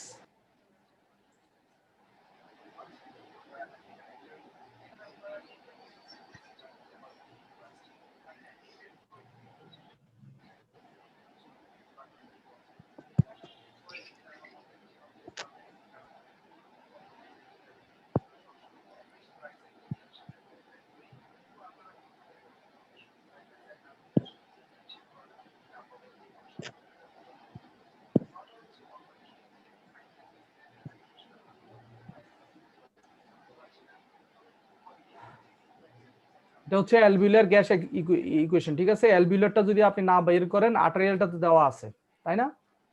54 আর্টেরিয়ালটা দেওয়া আছে, তাহলে অ্যালভিউলারটা বের করার পরে আপনি আর্টেরিয়ালটা বের করতে হবে। এটা কিন্তু আপনাকে বের করতে হবে। বের না করলে, অ্যালভিউলারটা না বের করলে আপনি এইটা বের করতে পারবেন না। টোটালটা বের করতে পারছেন? অ্যালভিউলার কত? এইটার জন্য তো ক্যালকুলেটর লাগবে। ক্যালকুলেটর তো দেয় না ওইখানে ব্যবহার করতে। ক্যালকুলেটর নিয়ে যেতে পারলে, নরমাল ক্যালকুলেটর যদি অ্যালাউ করে, আমি জানি না। তাহলে 69 ইনটু 0.8 মুখে কেমনে করব? সেটাই।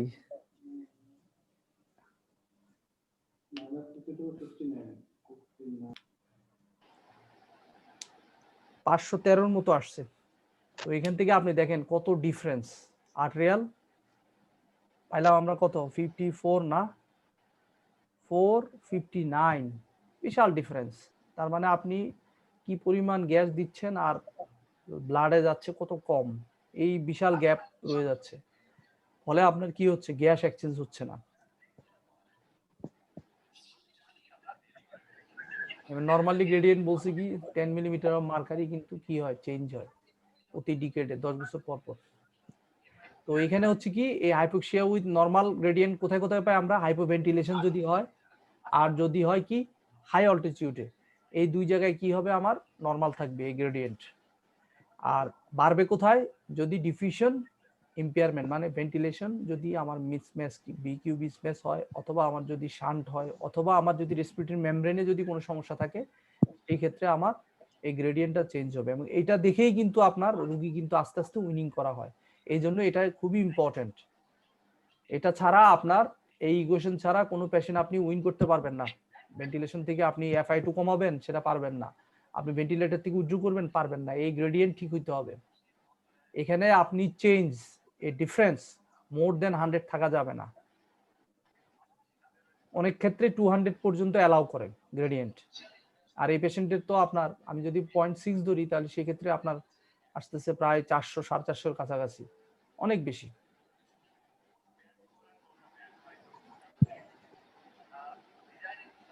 তো এরপরে আমরা আরেকটা এবিজিতে আসি। এর আগেরটা যে দেখাইলেন, এটার কোনো স্যাম্পল অঙ্কটা পাওয়া যাবে কোথাও? কোনটা? এই যে আগে যেটা এ গ্রেডিয়েন্ট বের করা দেখাইলেন, এ গ্রেডিয়েন্ট এটার কোনো মানে স্যাম্পল কোনো আছে কিনা কোথাও? এটা তো জাস্ট আপনি এটা দেখাইলেন। স্যাম্পল তো ওই যে ইন্টারনেটে গেলে তো স্যাম্পল হাজার হাজার স্যাম্পল, এটা তো বের করতেই আচ্ছা, হয়, সব আইসিইউর পেশেন্টই তো বের করতে হয়। সব আইসিইউর পেশেন্টই তো এটারই তো আমি দিলাম স্যাম্পল। কি এই যে এখানে যা দেওয়া আছে ইকুয়েশন তাই দেওয়া থাকবে, শুধু FI2 কত দেওয়া আছে এখানে? এখানে 0.6 মানে 60% বলেন না? না, এটা তো আমি মুখে বললাম, কিন্তু এখানে দেওয়া আছে কত? এখানে দেওয়া আছে? এখানে তো দেওয়া নাই, ঠিক আছে। সাধারণত দেওয়া কিন্তু না দেওয়া থাকলে- থাকে, দেওয়া থাকলে ইকুয়েশন করা হ্যাঁ। যাবে। FI2 তো দিতে হবে। ও এখানে বলছে যে shallow breath in the recovery room talking. তার মানে 0.21। হ্যাঁ, এটা রোমিয়ারে সম্ভবত, তাহলে এটা 0.21 ধরতে হবে, তাই না? হ্যাঁ। তাই তো এখানে হ্যাঁ, আরো হ্যাঁ। কমে আসবে। আচ্ছা, 0.21 না, রোমিয়ারে তো হ্যাঁ। ভেন্টিলেটরি ফেলিউরের কারণে হবে, নরমাল গ্রেডিয়েন্ট আসবে। তো এটা বিভিন্ন ইয়া দিয়ে নিজেরা চেঞ্জ করে করে এটা প্র্যাকটিস করবেন। ইন্টারনেটে তো অনেক আছে, অসংখ্য। এরপরে এবিজিটাতে দেখেন, এটা পেশেন্টের ক্লোজ ফ্র্যাকচার আছে লোয়ার এক্সট্রিমিটিতে, অরিফ হবে। তো পেশেন্ট 26 ইয়ার ওল্ড মেল, পেশেন্টের তেমন কোনো হিস্ট্রি দিতে পারতেছে না, কারণ হচ্ছে patient confused, deep rapid breathing নিচ্ছে উইথ ডিস্টিংটিভ অর্ডার, ঠিক আছে, একটা নির্দিষ্ট গন্ধ পাচ্ছে। His vital sign shows mild hypotension, tachycardia, low grade fever. ইনভেস্টিগেশনে পেলাম কি sodium 132, potassium 4.8, chloride 92, bicarbonate 12, blood urea nitrogen 24, creatinine 1.6, calcium 7.8, blood sugar 318 milligram per dl. Arterial blood gas show 7.24, pH, PCO2 28, PO2 76, bicarbonate 12, base excess of 14, oxygen saturation 93%, CBC normal with mild leukocytosis with evidence of hemoconcentration. Chest X-ray is unremarkable. ECG shows sinus tachycardia. এটা দেখলেই তো মনে হয় সবাই বলে ফেলতে পারবেন। সবাই বলেন তো দেখি এটা কি হবে ডায়াগনোসিস? ডিকে। ডিকে ডিকে বললাম তো। ডিকে এমন এটা কিন্তু দেওয়াই থাকে প্রায় সময় এরকমই, একদম মোস্ট কমন একটা আপনার। এটা আপনারও লাকি হলে এটা পাইতে পারেন, কারণ কি এর ভিতরে অনেক কিছুই বোঝার আছে। ডিকে তে কি হয়, এবিজিতে কি পাওয়া যায় ফাইন্ডিংস? হ্যাগমা হ্যাগমা হ্যাগমা হাই মানে হ্যাগমা অ্যানান থাকে না? Gap metabolic acidosis. হ্যাঁ, high anion gap metabolic acidosis আছে। এখন এটার সাথে আমি হং কিভাবে ডিফারেন্সিয়েট করব? হংকে হচ্ছে ভাইয়া কিটোন কিটোন বডি ইয়ে থাকবে, কিটোন কিটোন বডি বডি থাকবে না, কিটোন বডি আর থাকবে না। সুগার হবে মোর দ্যান 600 মিলিগ্রাম আমি পার ইউরিনে জিএফ। কিটোন বডি ফেল করে গেলাম। ব্রিদিং একটা প্যাটার্ন তো আলাদা, কুশমল ব্রিদিং যেটা আছে ব্রিদিং ওটার আমি আলাদা। বোঝা গেল যে এটা কনফিউজড, আমি পাচ্ছি না, এটা বুঝতেছি না। ল্যাকটেট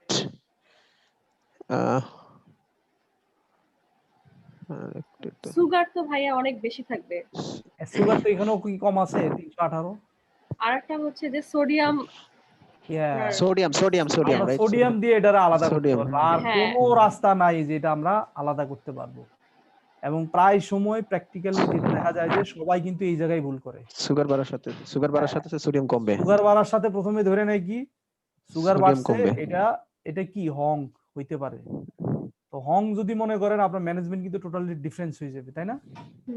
আমি কুশমল ব্রিদিং পাইলাম না পেশেন্টের, তখন আমি কি করব? আমি ইউরিনে কিটোন বডি আমি নাই, যে কোনো কারণে কম্পোজিট হয়ে গেছে, তখন আমার রাস্তা শুধুমাত্র হচ্ছে যে আমার ইলেকট্রোলাইটস দেখে, কারণ আমি তো দিব ইলেকট্রোলাইটস, আমি দিব নর্মাল স্যালাইন। নর্মাল স্যালাইন দেওয়া একটা পেশেন্টের যদি সোডিয়াম থাকে 150, আমি যদি ইলেকট্রোলাইটস না করে যদি দিতে থাকি ইচ্ছা মতো, তাহলে কি হয়ে যাবে? তখন দেখা যাবে যে আরো 12টা বেজে যাবে। আমি একটা বলছিলাম না ইলেকট্রোলাইটস এর একটা পেশেন্টের এক সেম এই অবস্থা ছিল, এবং আপনারাও প্র্যাকটিক্যালি দেখবেন যে এই ধরনের ঘটনা কিন্তু ঘটে। তো এদের কি এখানে মানে কি থাকবে তাহলে? সোডিয়ামের ব্যাপারটা একটু বলেন তো। সোডিয়াম হাইপারনেট্রিমিয়া থাকবে, এটা এই জন্যই তো হং হাইপারঅসমোলার নন কিটোটিক। আচ্ছা আচ্ছা আচ্ছা, হ্যাঁ হ্যাঁ, আচ্ছা ঠিক আছে, এখন সোডিয়াম বেশি থাকবে দেখি এটা হাইপারঅসমোলার। আচ্ছা, বুঝছি। না সোডিয়াম হাইপোনেট্রিমিয়া থাকবে না নাকি? না ভাইয়া স্যার, ডিকে তে হচ্ছে সোডিয়াম কম থাকে, আর হংকে হাইপোনেট্রিমিয়া হংকে থাকবে তো। হচ্ছে কি আচ্ছা হংকে বেশি থাকবে, হ্যাঁ, হংকে বেশি হং থাকবে। হংকে থাকবে বেশি বেশি। থাকবে, হংকে হাইপার হংকে বেশি থাকবে। অসমোলারিটি হবে। হ্যাঁ শুনেন, হ্যাঁ আমি আপনাদের আরো বলে দিই, ডিকে তে হাইপোনেট্রিমিয়া নাও থাকতে পারে। আমার যদি সেই অ্যামাউন্টে যদি ডিহাইড্রেশন না হয়, এখানে কেন হাইপোনেট্রিমিয়া হয়, ওইখানে কেন হাইপারনেট্রিমিয়া হয় বলেন তো দেখি? ডিকে তে ডিকে তে হাইপোনেট্রিমিয়া হইতেছে কেন? আর হাইপোক্লোরেমিয়াও তো হচ্ছে, একই সাথে সোডিয়াম দুইটাই লস হচ্ছে। আর ডাইলুশনাল না সোডিয়াম যেটা কম। না না, আমি বলতেছি যে হংকে বাড়তেছে, এখানে কমতেছে কেন?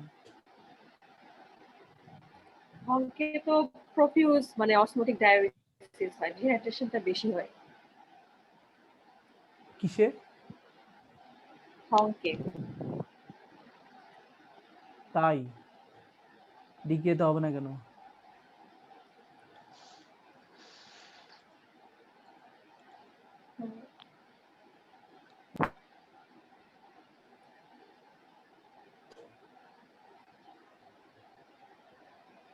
কি কারণ কি?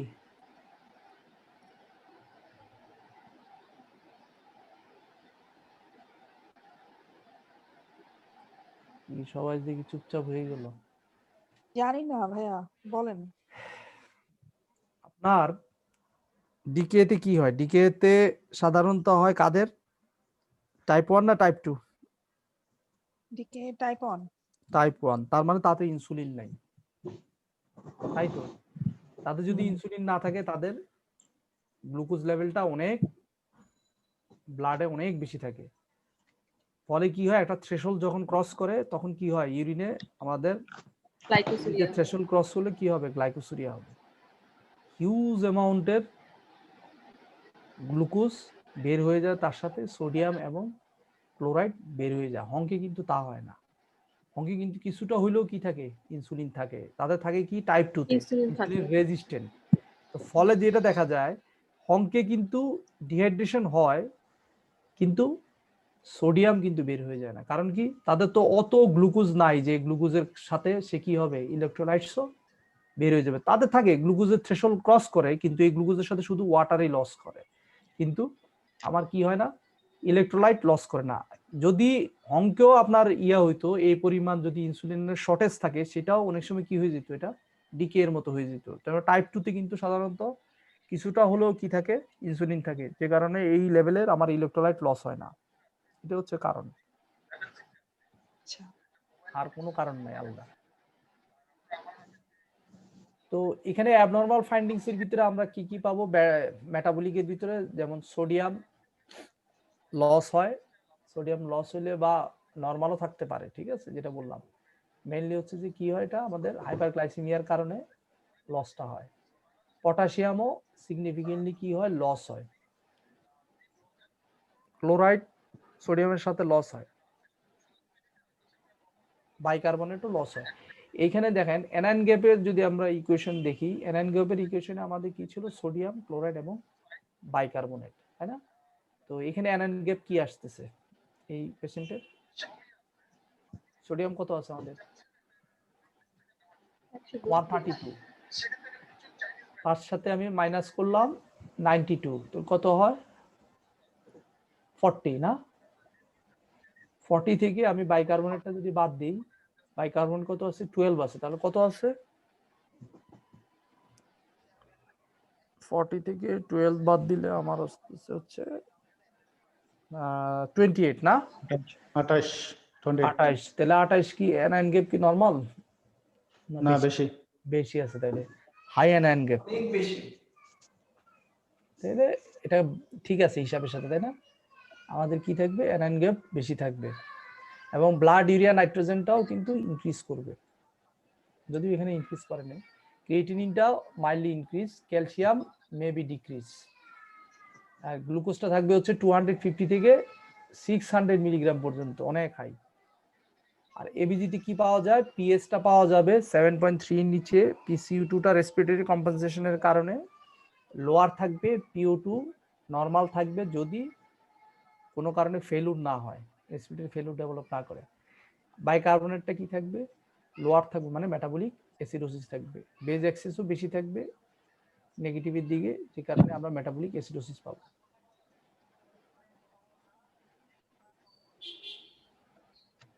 সেরাম অসমোলারিটি আমরা আগেই দেখে আসছি কিভাবে আমরা অসমোলারিটি বের করতে হয়। এখান থেকে আমরা চাইলে কি করতে পারবো, তার অসমোলারিটি বের করতে পারবো। এটা বের করে আমি কি বের করতে পারবো, পেশেন্টের ইউরিনে কিটোন বডি যদি আমি নাও পাই, আমি কিন্তু বের করতে পারবো এটা কি ডিকে না হং, তাই না? এই কোশ্চেন থেকে বের করা যাবে না? অসমোলারিটি যদি হাই থাকে তাহলে আমরা সেটাকে কি বলবো, হং। আর যদি অসমোলারিটি কম থাকে সেটা আমরা কি বলবো, ডিকে। যদি আমি ইউরিনে কিটোন বডি নাও পাই, ফাউল স্মেল যদি নাও পাই, আমরা এই ইকুয়েশনটা থেকে আমরা বের করতে পারবো। এটা দেখে আমাকে বের করতে হবে। এটা একটু আগে আলোচনা করলাম না, অসমোলারিটি। এই সূত্রটা কিন্তু জানা থাকা লাগবে, ঠিক আছে? সোডিয়াম পটাশিয়াম ক্যালকুলেশন করে আমরা 2 দিয়ে গুণ দিব, তার সাথে হবে হচ্ছে গ্লুকোজও মিলিমোলে নিতে হবে, বানও মিলিমোলে নিতে হবে, যেটা আমরা একটু আগে দেখে আসছি। তো এই ইকুয়েশনটা করলে আমরা কিন্তু ক্লিয়ার হয়ে যাব যে পেশেন্টের কি ধরনের আমার ইয়ে আছে। ম্যানেজমেন্ট আমরা জানি যে এইভাবে আমরা যেগুলি শিখছি সেগুলি আমরা এটারে আরো শর্ট করে শিখবেন, যদি ম্যানেজমেন্ট কখনো আসে, যে ম্যানেজমেন্ট যাতে লিখতে পারেন।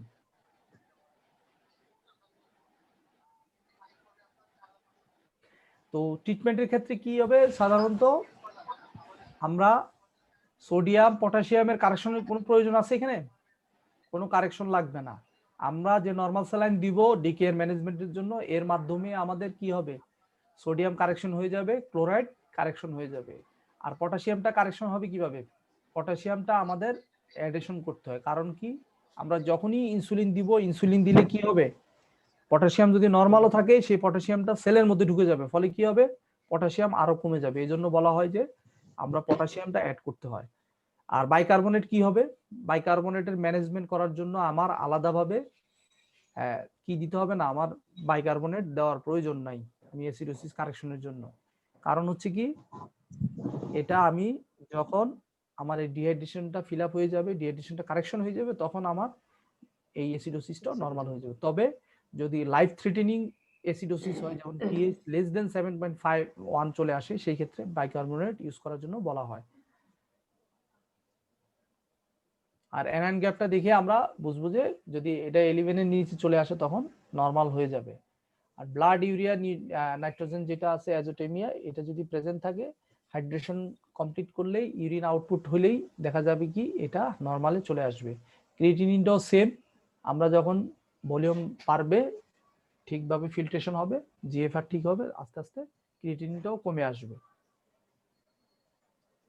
আর গ্লুকোজের টার্গেটটা কি? টার্গেটটা আমাদের কিন্তু একদম ইয়া রাখতে হবে যে আমাদের টার্গেট হচ্ছে কি 75 থেকে 100 মিলিগ্রাম পার আওয়ার আমি কন্ট্রোল করব, এর বেশি না। এবং এটা কিভাবে করি আমরা 0.1 ইউনিট পার কেজি করে আমরা বোলাস দেই, তারপরে কি 0.1 unit per kg per hour হিসাবে আমরা মেনটেন করি। এরপরে আমরা দেখে দেখে দেখে দেখে আস্তে আস্তে এটা রিডিউস করে নিয়ে আসি।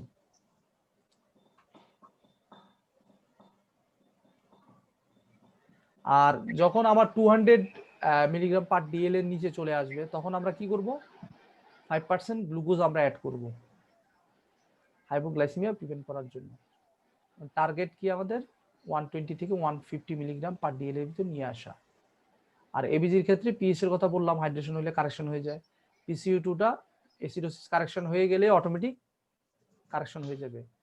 আর আর্টেরিয়াল যদি হাইপোক্সিয়া থাকে সেই ক্ষেত্রে আমি যদি ভলিউমটা ঠিকভাবে মেনটেন করি তাহলে কি হবে, টিস্যুতে ব্লাড সাপ্লাই পৌঁছাবে, অক্সিজেনেশন হবে এবং কি হবে, হাইপোক্সিয়াটা টিস্যু হাইপোক্সিয়াটা মিনিমাইজ হয়ে যাবে।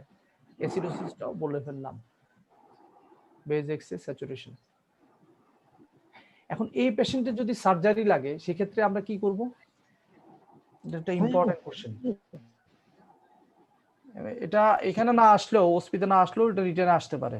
এই ধরনের একটা পেশেন্ট ডিকে ইমার্জেন্সি অপারেশনের জন্য নিয়ে আসলো, আমরা তো প্রি অপারেটিভলি রিসাসিটেশন করব, ম্যানেজ করব। তাহলে কিভাবে করব আমরা যেটা করব যে তার অ্যাপ্রোপ্রিয়েট ফ্লুইড এবং ইলেকট্রোলাইটসটা আমরা কি করব, কন্ট্রোল করব। পটাশিয়াম দিব, আমরা ইনসুলিন দিব, দিয়ে ইনফিউশন দিয়ে আমরা মোটামুটি প্রিপেয়ার করব। যখন আমার কোথায় চলে আসবে, আমি 5% ডিএ দেওয়ার আগ পর্যন্ত, তাই না? তার আগে কিন্তু আমরা ওটি শুরু করা যাবে না, জানেন তো এটা। এই ধরনের একটা পেশেন্ট ডিকে এর পেশেন্ট আছে, ইমার্জেন্সি অপারেশন, ব্লিডিং হচ্ছে, তো এটা ম্যানেজ করবেন কিভাবে? সার্জারি লাগবেই, সময় বেশি দেওয়া যাবে না। অপটিমাইজ করতে হবে আগে ফ্লুইড মানে আপনি গ্লুকোজ নরমাল করতে পারছেন। গ্লুকোজ আমাদের টার্গেট হচ্ছে যে 200 এর নিচে যদি চলে আসে, মানে আমি 5% ডিএ যখন থেকে দেই ওই লেভেলে চলে আসলেই আমরা ওটির জন্য প্রসিড করতে পারবো, ঠিক আছে? এবং প্লাস কি আমাদের প্রিকশন নিতে হবে, পেশেন্টের কিন্তু ফুল স্টোমাক থাকতে পারে, ঠিক আছে? এই ফুল স্টোমাকের জন্য আমার আরএসআই করতে হবে, পেশেন্টের ভলিউম মেনটেন করার জন্য আমাদের আর্টেরিয়াল লাইন, সিভি লাইন করতে হবে এবং গ্লুকোজ চেক করতে হবে আওয়ারলি। প্লাস হচ্ছে ইনটিউবেশনটা আমাদের কেয়ারফুল থাকতে হবে, কারণ যাদের আনকন্ট্রোল ডায়াবেটিস থাকে তাদের দেখা যায় যে প্রায় সময় কি হয়, এই সার্ভাইকাল স্পাইনে কি থাকে, জয়েন্ট গুলি ভালো থাকে না, গ্লাইকোসাইলেশনের কারণে জয়েন্টের মোবিলিটি কমে যায়, ফলে ডিফিকাল্ট ইনটিউবেশনের একটা রিস্ক থাকতে পারে। ঠিক এক্সটিউবেশনও একই প্রবলেম হতে পারে। এগুলি ছাড়া আর তেমন কিছু নাই। এবং পরবর্তীতে অপারেশনও আমরা ইনসুলিন দিব এবং পোস্ট অপারেটিভও আমরা ইনসুলিনটা মেনটেন করব। তখন আমরা প্রয়োজনে সিরিঞ্জ পাম্পে বা ইনফিউশন পাম্পে আমরা মেনটেন করব। এটা মনে হয় আমাদের last scenario. A 27-year-old pregnant patient, gravid 4, para 3, antepartum clinic আসলো with high blood pressure এবং epigastric pain নিয়ে। On physical examination, the patient had mild epigastric tenderness, edema আছে 2+, both lower limb, vital sign এ দেখা গেল blood pressure অনেক বেশি 170 থেকে 120, heart rate 90, respiratory rate 20, SpO2 95% on Romier, hemoglobin 11, hematocrit 33, platelet 90,000, creatinine greater than 1.2, bilirubin greater than 1.2, uric acid greater than 6, LDS greater than 600, elevated, AST, ALT মানে এগুলি সব বাড়তি, proteinuria greater than 0.3 gram in 24 hours। তো এটা দেখে কিছু বোঝা যাচ্ছে? প্রিএক্লাম্পসিয়া না আর কোনো সমস্যা আছে? হ্যাঁ, হেলথ সিনড্রোম, তো হেলথ সিনড্রোম আমাদের কি কি থাকে? Haemolysis, low platelet count, platelet count পাচ্ছি আমরা, তারপর আর elevated liver enzyme, elevated liver enzyme আছে আমাদের, লো প্লেটলেট কাউন্ট আছে, আর হিমোলাইসিস আছে কিনা আমরা এটা শিওর না, যদিও আমাদের হিমোগ্লোবিন 11 আছে। ভালোই তো আছে, হুম হিমোগ্লোবিন তো 11 ভালোই আছে। হুম না, হিমোলাইসিস আমরা বোঝার জন্য আমরা কি দেখব? Haemolysis Histocyte.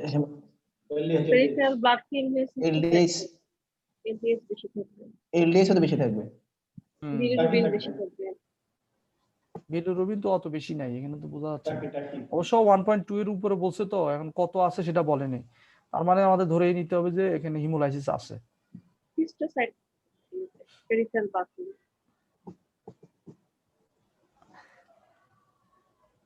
তো এই ডায়াগনোসিসটা, এটা আমরা মোটামুটি আমরা ধরে নিচ্ছি এটা যে হেল্পের জন্য আমাদের ডায়াগনোসিসে কি কি লাগে? Complete blood count, serum electrolyte, blood urea nitrogen, creatinine, liver function test, serum uric acid, urine analysis, এবং মাইক্রোস্কোপিক এবং 24 আওয়ার্স স্পেসিমেন ফর প্রোটিন এবং ক্রিয়েটিন ক্লিয়ারেন্স। এগুলি দেখলে আমরা মোটামুটি ডায়াগনোসিস করতে পারি যে এটা হেল্প কিনা।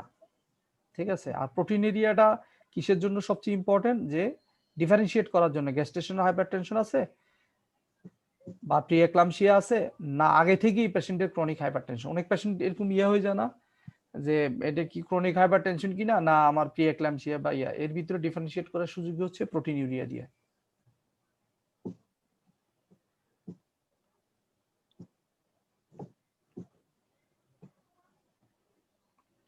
আর আরেকটা এখানে কথা বলা আছে যে এটা সাজেস্ট করছে আমেরিকান যে গাইনোকোলজিক্যাল সোসাইটি, অবস্ট্রাটিক সোসাইটি, যে new onset hypertension at 20 weeks of pregnancy or beyond along with either of the following conditions should be diagnosed with preeclampsia even in the absence of proteinuria. proteinuria যদি নাও থাকে আমরা এদেরকে preeclampsia বলতে পারবো। যাদের platelet count reduce, renal insufficiency মানে creatine যদি বেড়ে যায় বা ব্লাড ইউরিয়া নাইট্রোজেন যদি বেড়ে যায়, সিভিয়ার হেডেক যদি থাকে, কার্ডিও পালমোনারি কম্প্রোমাইজ যদি থাকে, অথবা লিভার ফাংশন টেস্ট যদি ইনক্রিজ থাকে।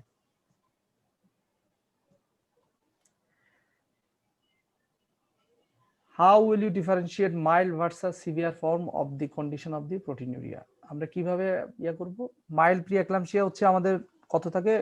Greater than or equal 140/90।